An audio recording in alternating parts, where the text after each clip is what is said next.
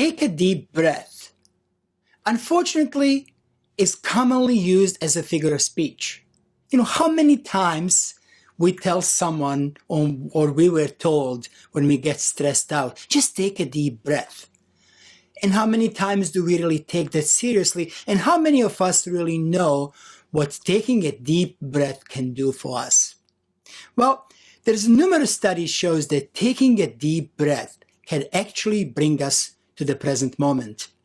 And a study done by Richard Brown and Patricia Gerb shows that taking a deep breath can actually reduce stress, can be used to treat depression, anxiety, even post-traumatic stress disorder, and it will improve our heart rate.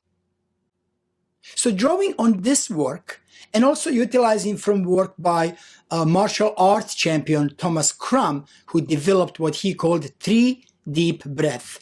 I developed what I call 5 deep breath. Now, all it is it's extension and a little bit variation of what Mr. Thomas Crum developed, as well as really looking at the research and seeing how this can help me. So I do this all the time, taking a 5 deep breath.